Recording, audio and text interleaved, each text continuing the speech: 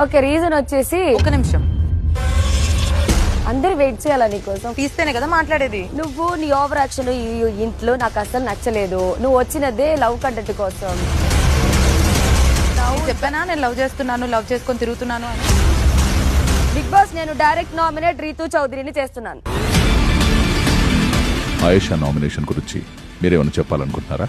నాకు అసలు అయితే ఆ అమ్మాయి పాయింట్ ఏమి వినాలని లేదు. నేను ఆల్రెడీ వినేసేది, నేను కన్విన్స్ లేదు.